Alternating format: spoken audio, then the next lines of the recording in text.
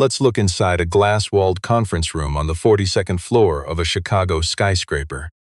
6 global executives sat around a table that cost way more than most people earn in a year. At the head of the room stood Evelyn Whitmore, 29 years old and Harvard-educated. She was running one of the fastest-growing logistics tech companies in North America. Then a man in a faded blue shirt quietly carried in a tray of coffee cups. Evelyn barely glanced at him before turning to her international guests and laughing softly. "Does he even understand us?" The entire room laughed right along with her. No one in that moment realized they were actively mocking the single person in the room who could fluently speak every language they used to insult him. If you and I have ever been dismissed for our appearance before anyone asked who we are, this story will remind us exactly how much value the quiet ones actually hold. Caleb Harper arrived at the office every single morning before 6 o'clock. Not because any manager praised him for it or noted it in a performance review. He arrived early just to park his 12-year-old Civic in the covered lot before the spaces filled up. That saved him from walking 4 freezing blocks in Chicago. Winter winds with a laptop bag held together by cheap electrical tape. He was 32, working as a logistics support tech and bottom-tier assistant at Global Access Solutions, a massive multinational logistics technology firm, headquartered right down in the Loop District. On paper, his role was managing filing systems and coordinating daily freight tracking reports, and ensuring all meeting rooms were set up perfectly for executive strategy sessions. In reality, he was the guy nobody ever noticed until something completely broke down. And the person nobody noticed even then, because when things actually went wrong, attention always shifted upward in the company, and Caleb sat firmly at the absolute bottom. His daily colleagues on the operations floor judged him within weeks of his arrival and saw zero reason to ever change their minds. He wore the same tired rotation of 5 button-downs, all slightly faded from endless washing. Drove a beat-up car with rust above the rear wheel well. He almost always volunteered for overnight freight tracking shifts because the modest extra pay helped afford Grace's babysitter. His little daughter was named Grace, and she had just turned 6. Every single day at noon, if the staff break room was quiet enough, Caleb would sit by the window, keeping his phone propped right against a coffee mug to video call her while she ate lunch at her after-school program. Grace shared her father's dark eyes and her mother's habit of tilting her head sideways when she was thinking really hard about something. She would proudly hold up whatever she drew that morning, like a purple horse, a yellow star, or sometimes a wild streak of mixed colors she simply called feelings. And Caleb always studied it with the careful seriousness of a man viewing a masterwork. These quiet noon calls were the only part of his grueling workday where his face finally fully relaxed. The only moment where that sharp quality of attention he kept up everywhere else. Watchful, measured, self-contained, it gave way to something so open and totally unheld. His passing coworkers occasionally glimpsed these quiet video calls and simply assumed.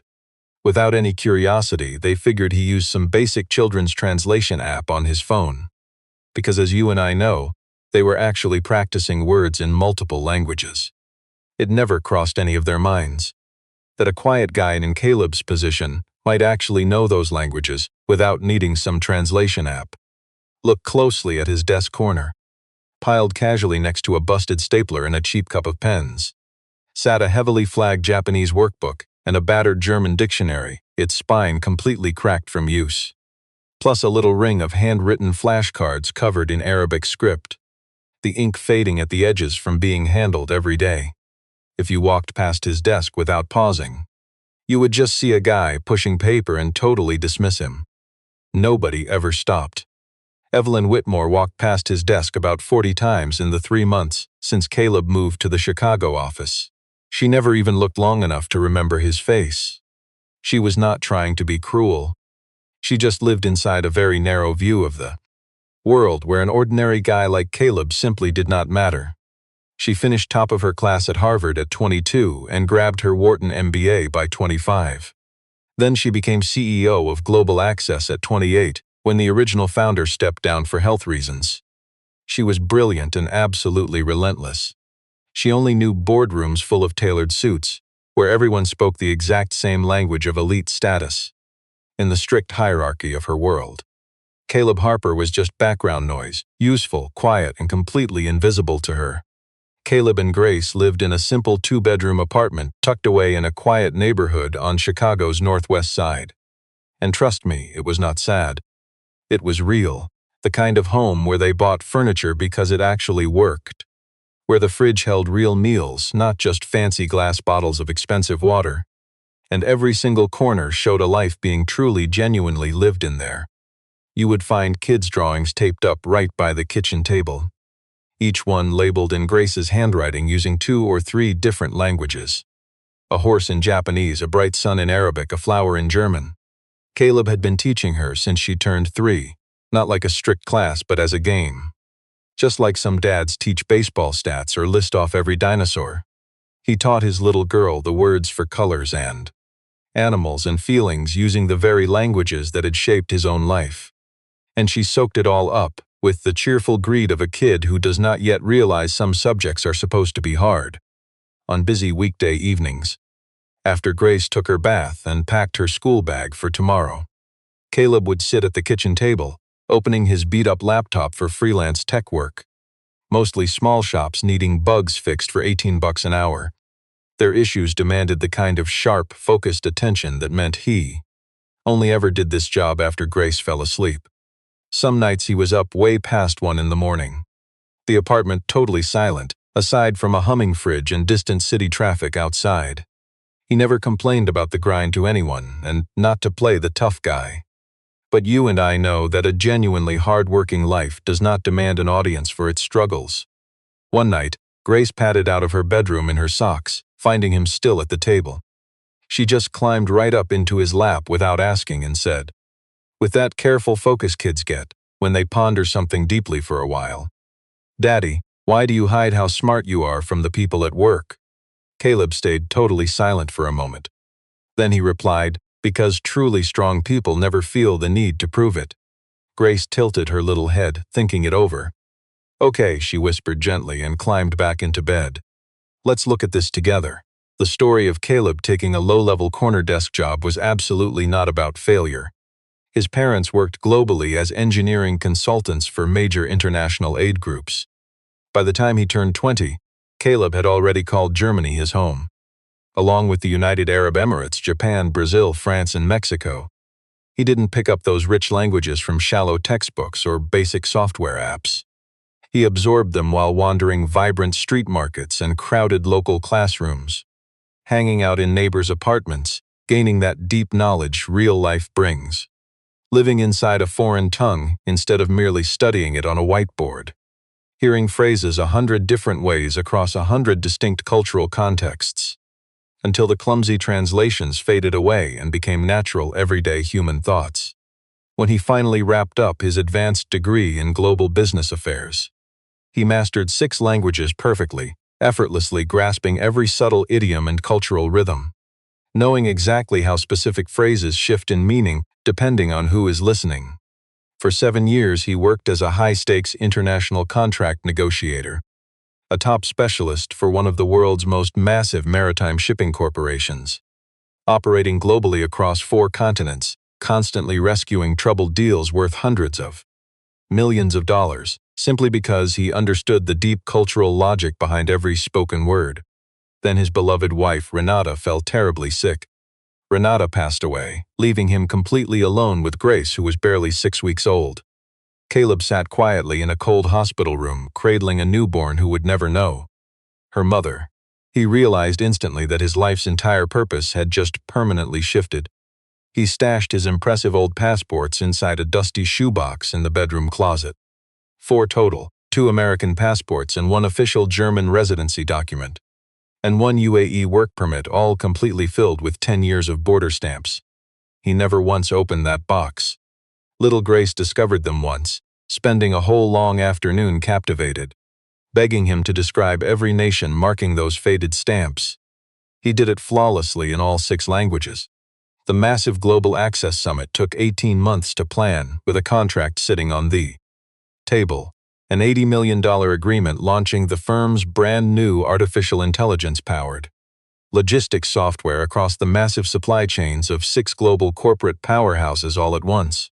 A massive Japanese automaker, a heavy German industrial firm, a wealthy UAE freight conglomerate alongside a major French retail distributor, a booming Brazilian agriculture exporter, and a massive Mexican infrastructure development group. Now watch, for CEO Evelyn, this deal was never just plain business. It was the undeniable proof she desperately needed to show a skeptical board that had quietly and occasionally not so quietly debated whether a 29-year-old lacking operations experience could truly run this complex enterprise. For 6 months she prepared slides, completely underestimating her own people, all the financial projections, the cultural briefing documents. They even hired a specialist translation firm to handle all the written materials. She truly believed she had prepared for everything. On the morning of the summit, Caleb's quiet assignment was simple: set up the executive conference room on the 42nd floor and ensure the drinks were ready. Deliver the printed document packets to every single delegate's seat, and stay waiting outside just in case they needed extra copies. He arrived exactly at 6:15. By 9, when the international delegates started walking in, the room was ready. Water glasses filled, folders at each seat, name placards positioned perfectly. The artificial intelligence terminal running its startup sequence at the far end of the table. Caleb grabbed the empty supply boxes and started to head out. Then he noticed a forgotten binder on the credenza and turned right back. You and I know this is where everything flips, a 90-second delay.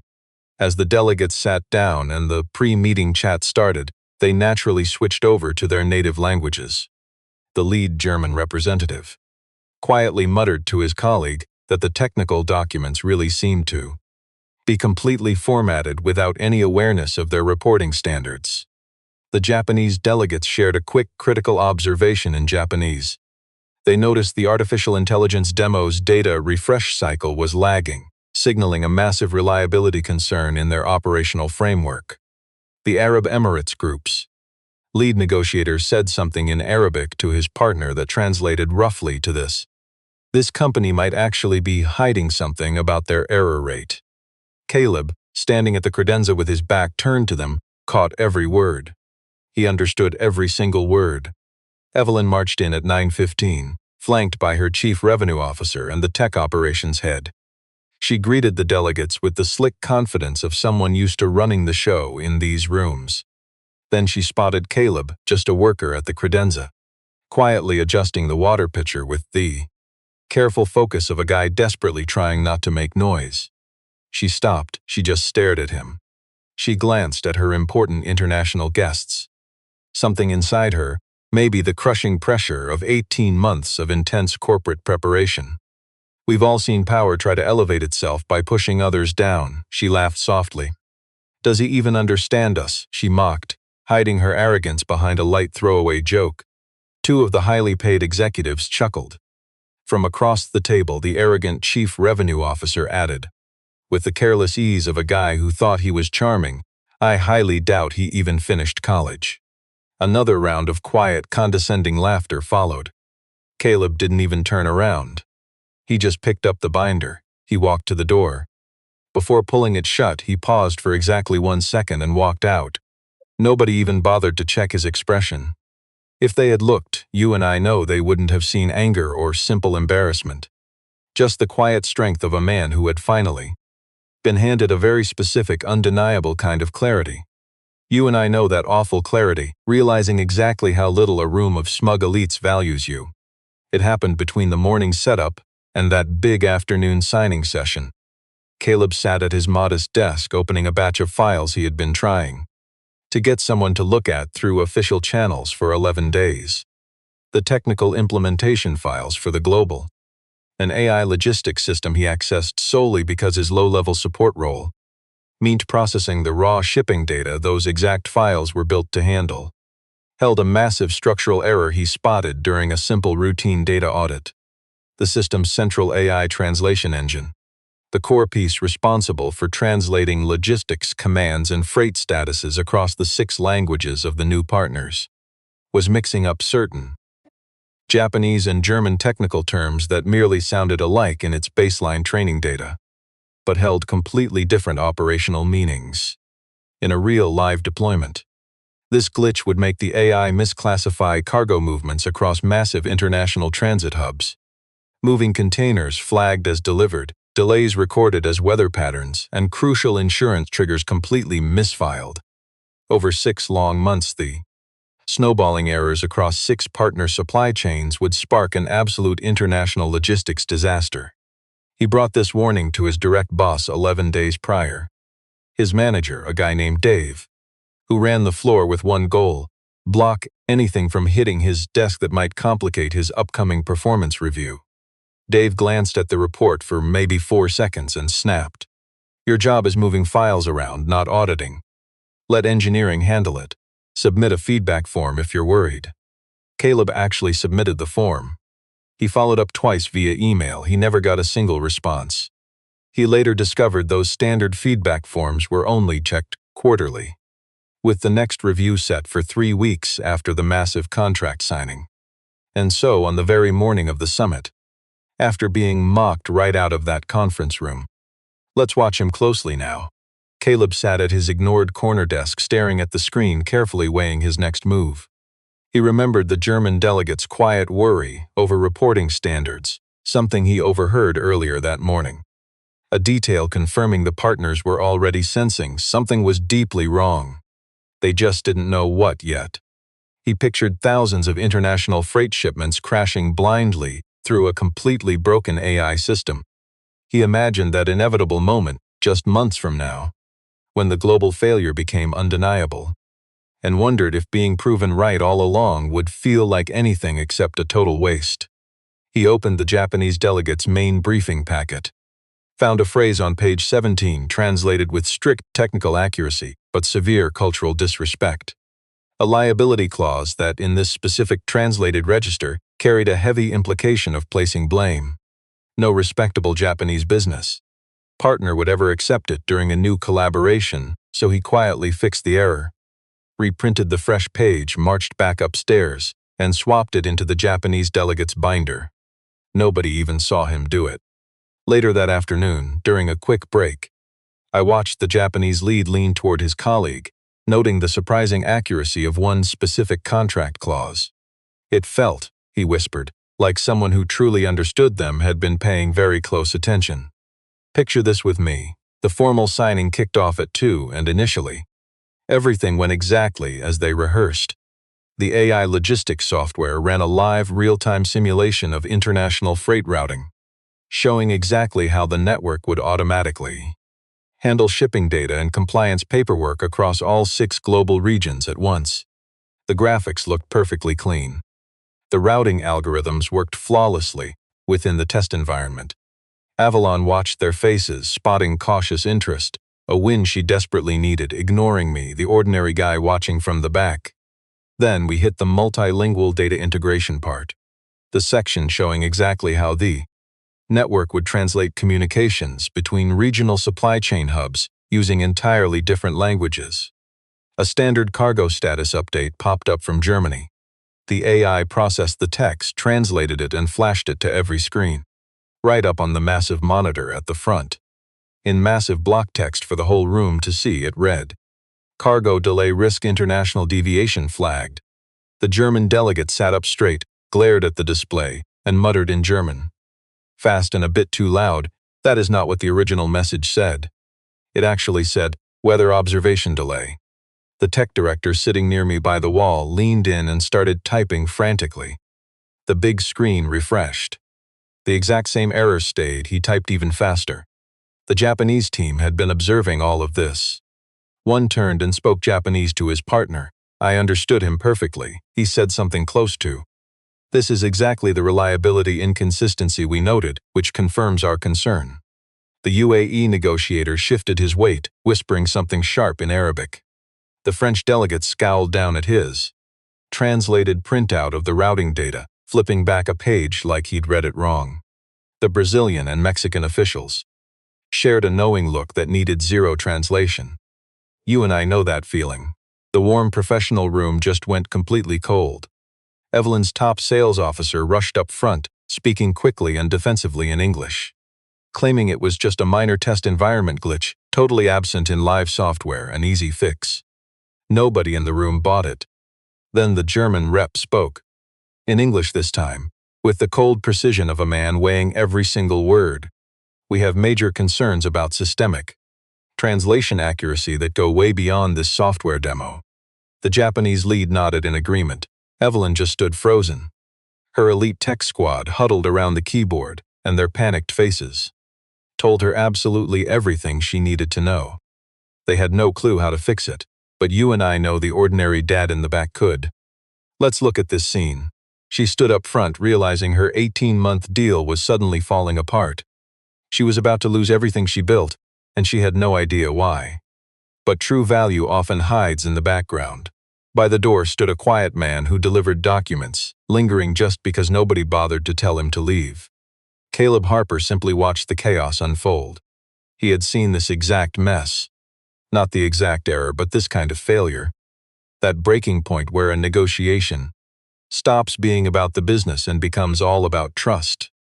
And trust only comes back when someone in the room truly understands what every single person is actually saying. Quietly, he set down his simple delivery folder. He stepped right up toward the glowing presentation screen at the front. A boss up front judged the man by his position, glaring at him and snapping. With all the smug arrogance of a corporate title, "Get out." Caleb stopped right there. He stood dead center in that high-stakes room, right between the big screen and the massive conference table. He just looked at that arrogant director. Then he looked at Evelyn. Finally, he stared at the screen where that completely botched software translation was still glowing. Then he faced the German delegates and started speaking flawless German. Not the stiff, awkward language you get from a textbook or some digital software tool, but the natural, lived-in tone of a guy who spent 3 years surviving in Frankfurt. A man who paid taxes, fought with landlords, and cheered at football matches in German. He spoke with absolute calm. He understood their worries about the strange translation differences. He explained the mistake did not come from routing logic. It was just the training data mixing up specific weather logistics codes with standard delay categories. He assured them it was an easy architectural fix that did not harm the main freight management software. The entire room went dead silent. You and I know this silence. Not an awkward pause, but big egos totally recalibrating. The lead German representative just stared. His colleague slowly put down his pen. Standing 10 feet away, Evelyn felt an emotion she had not experienced at work since her very first year out.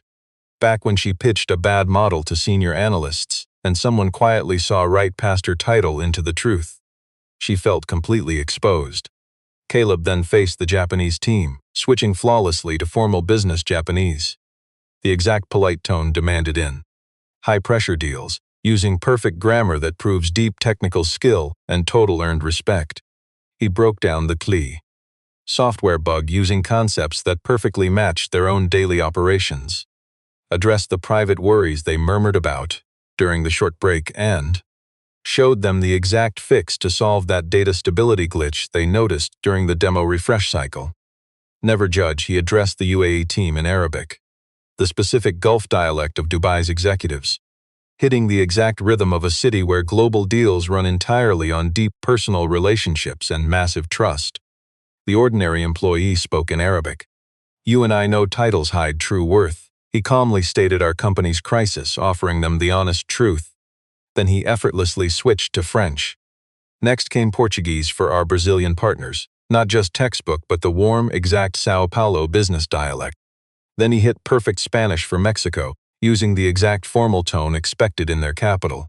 Every single time, he didn't just explain the technical side of the disaster. He matched the deep cultural heartbeat of every single group. He gave every delegation exactly what they needed, in the perfect tone, pulling them away from total distrust back to actual engagement. When he finally stopped talking, roughly 8 minutes of pure mastery had passed.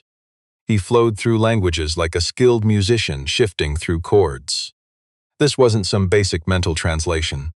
It was the unbroken expression of a brilliant guy who had clearly lived inside all these cultures. The French delegate dropped the risk report he was holding and simply stared right at this ordinary guy. The German-led partner The man who almost pulled his entire investment just 15 minutes ago now sat with his hands folded, taking the posture of a man completely hooked and ready to listen. The lead Japanese partner studied our quiet single dad for ages. Then he slowly bowed his head in that specific gesture of deep respect that in Japanese corporate culture carries more weight than any spoken praise. Evelyn watched in awe. She had never witnessed powerful global executives react to a supposedly low-level employee with such absolute reverence before. Frankly, she had never seen these massive international partners give her that kind of respect either. Look, you and I rarely see moments like the next 45 minutes inside a boardroom. Caleb broke down the issue step by step, laying out the software glitch so our tech guys could fix it instantly. He tackled every single partner's unique fears in their native tongue, guiding both the German and Japanese executives together through the whole data integration setup, proving that the bug was totally contained, proving we weren't facing complete system failure. Later, he grabbed a marker and mapped out the exact data conflict driving this whole mess on the whiteboard, annotating the board in 3 languages simultaneously: German, Japanese, and plain English, so our local developers and the foreign executives could all easily track the same logic without needing translation. It was a quiet display of raw practical brilliance. The kind of move you make when you only care about fixing a disaster, completely ignoring how the people in the room judge your status. When thinly, a shorter breather from the meeting, the German boss walked right up to this single dad, asking in German if he had global experience. Caleb calmly said yes. The man immediately asked where. Caleb mentioned Hamburg, among other cities. Which company?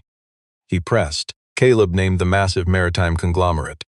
The German guy's face completely shifted, looking like a man who totally understands the heavy weight behind a name like that. Not just shock, but a total recalculation of this guy's worth happening instantly. We've all misjudged people, but right then, Caleb's hidden past finally surfaced. Not as some loud, arrogant flex, but it flowed naturally.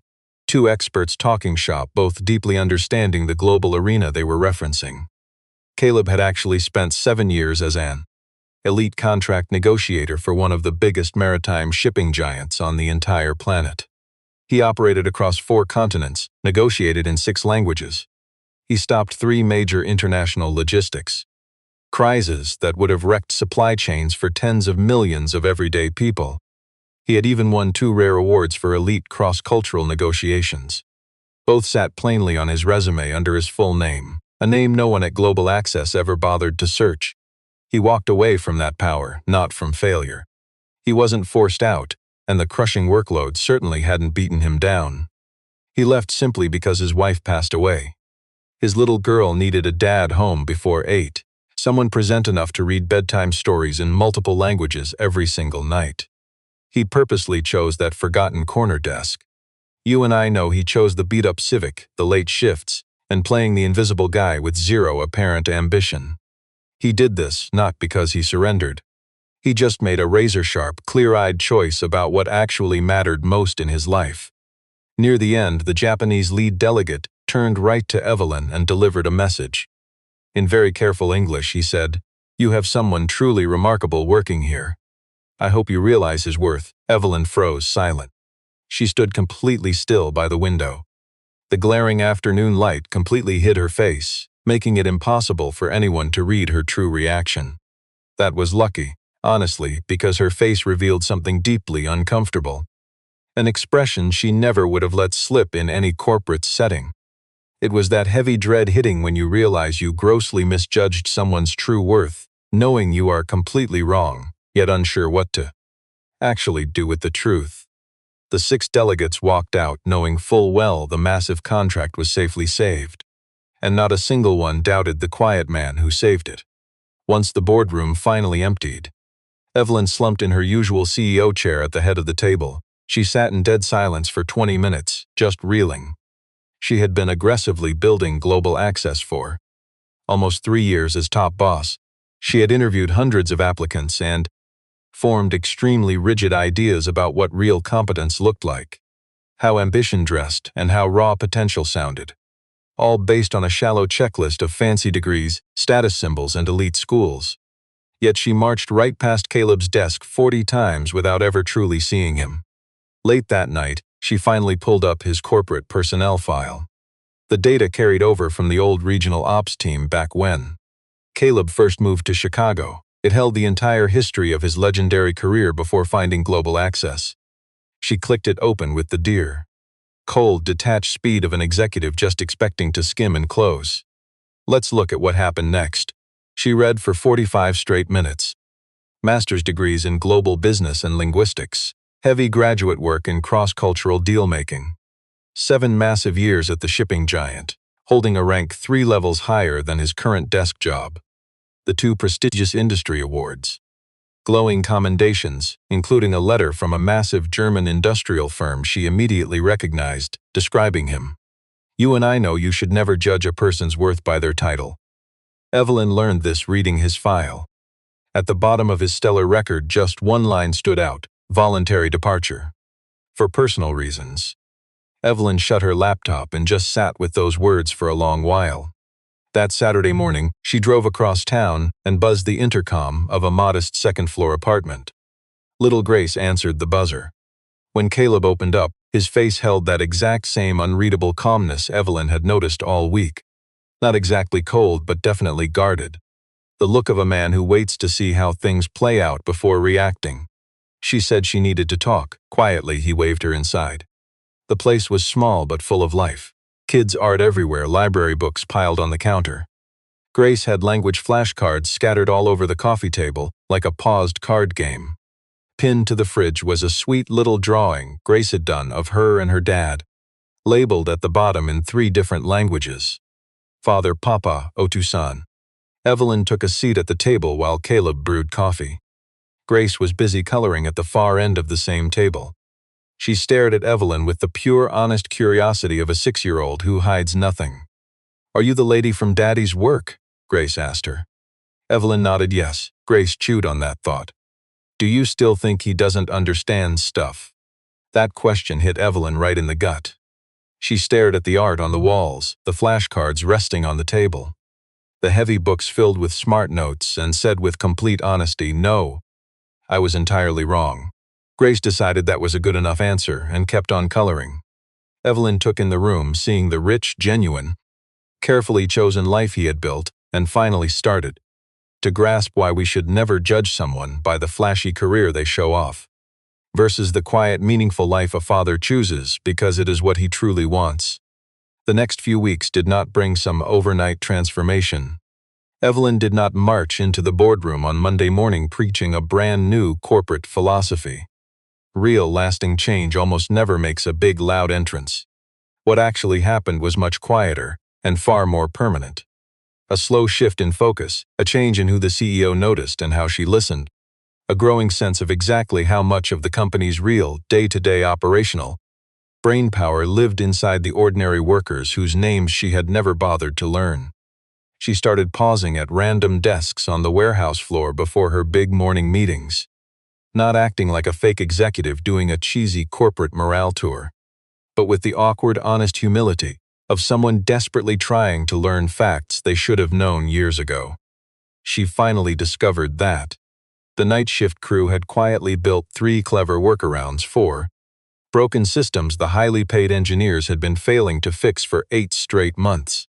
She learned that the quiet clerk managing their outbound documents actually held a degree in supply chain law and had been silently flagging major legal risks for 2 years, ignored by everyone who judged her worth by her title.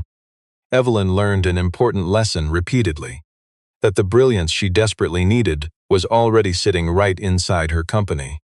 She missed it entirely, simply because she kept judging a person's worth by their corporate status, especially with Caleb. Stick with me here. Their dynamic shifted exactly how it does when 2 people finally stop performing. They started discussing the artificial intelligence network's architecture, exploring rollout frameworks and the deep cultural shifts across every single partner region. Evelyn realized that talking to this humble father brought more value than her elite executive team. It wasn't just because he echoed exactly what she wanted. He spoke his actual mind using plain, honest language completely free from the cowardly, careful spin of a slick executive trying to manage upward. One afternoon, she dropped off several illustrated children's language books right at his very ordinary desk.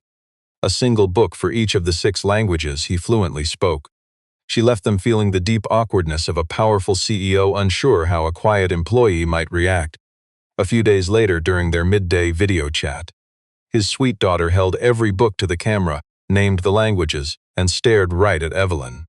"Is the lady who thought you didn't understand things going to be nice now?" Caleb quietly glanced down at his phone before he finally answered. He smiled gently. "I think she's working on it." That night, high up in her 42nd floor suite after the whole towering building cleared out, Evelyn sat there realizing that unassuming single dad offered her far more grace than she deserved. Exactly 4 weeks after the summit, while quietly reviewing compliance files from his small desk, silently supporting the massive global contract team, Caleb spotted something that looked completely wrong. Just a tiny hidden digital discrepancy.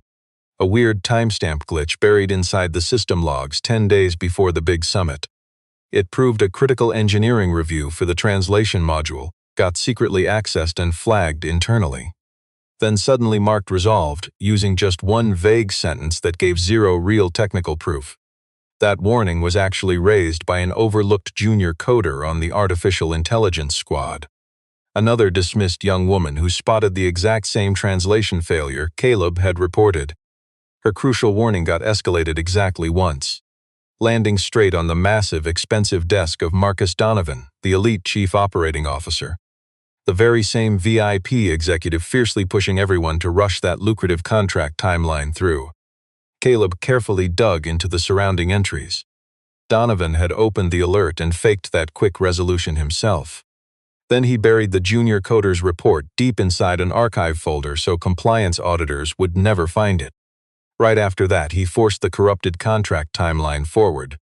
This ordinary father pulled the correspondence logs, finding 3 emails between Donovan and the Rich Compensation Committee sent 8 months earlier, where the powerful executive aggressively lobbied for a massive stock option package directly tied to forcing this huge international deal through before the fiscal year ended.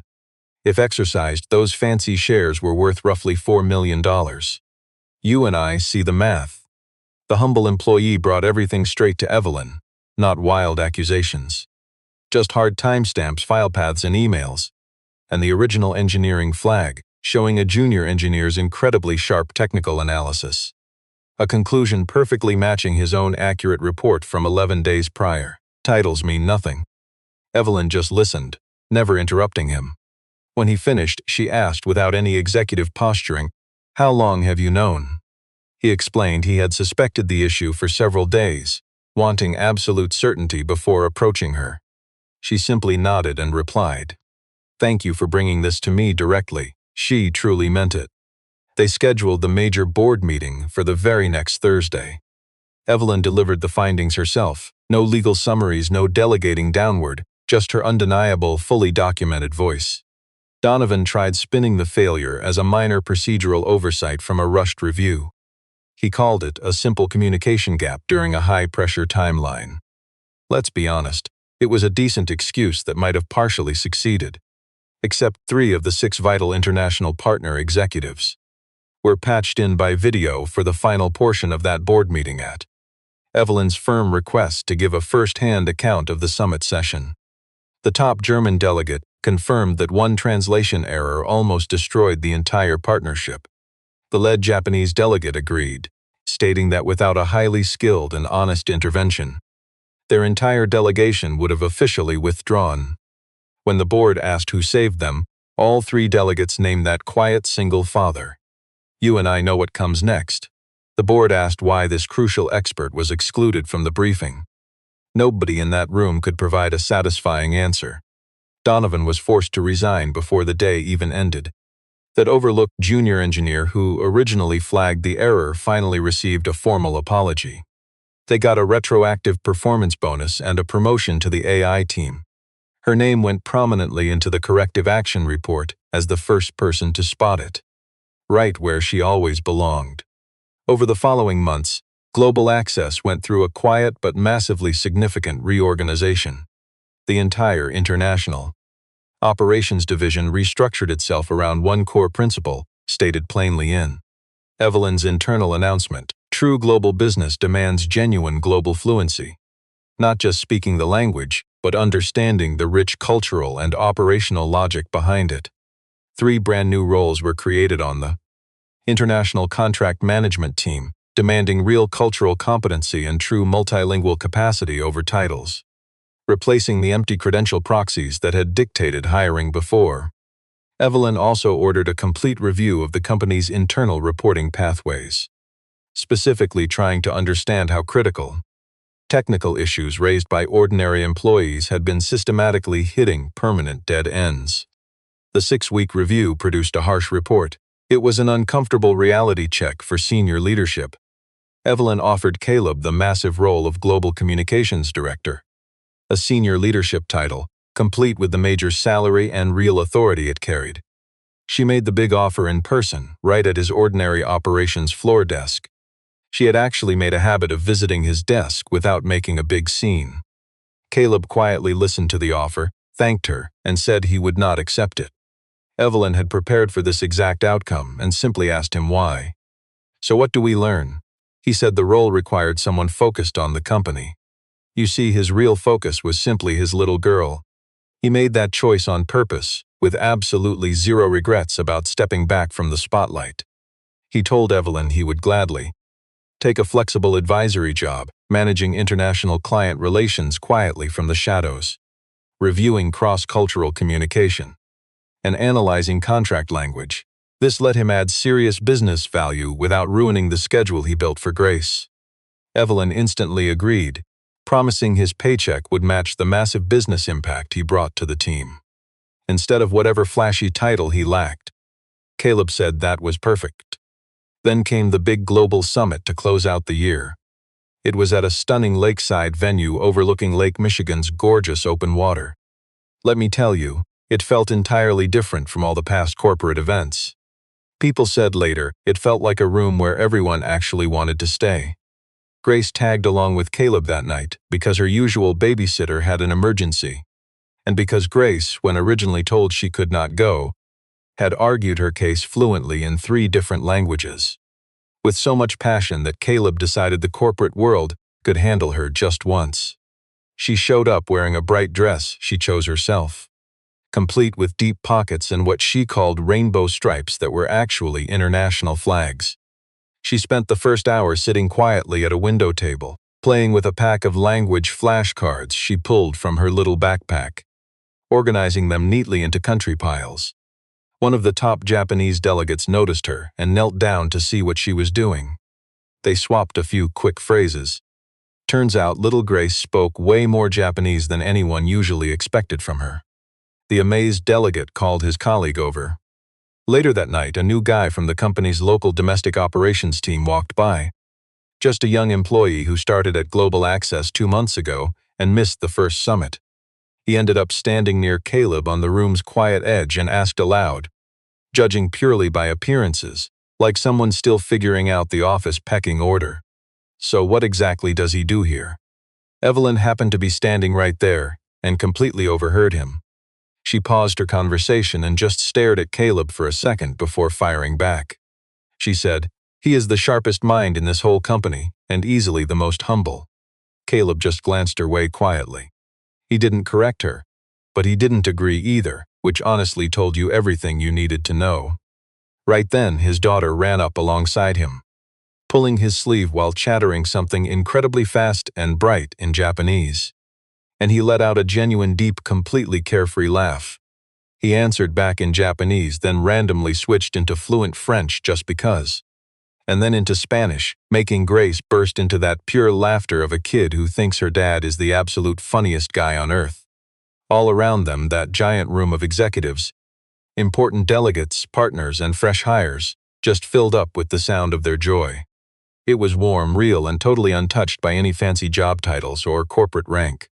For one brief second, everyone there was just human, and the whole night felt perfect. Because true greatness, you and I both know, never announces itself. You and I know true worth isn't found in a tailored suit or a fancy executive title. It lives quietly inside those who have figured out what truly matters, refusing to let their location define them. Living unapologetically, totally free from the draining exhaustion of trying to impress a room full of arrogant strangers. That quiet single father, Caleb Harper, always knew his own undeniable value. He stopped needing some arrogant executive in a boardroom to validate him. But in the end, that mocking boardroom learned his true worth anyway. Not because he fought back, but because undeniable truth always has a habit of eventually stepping into the light.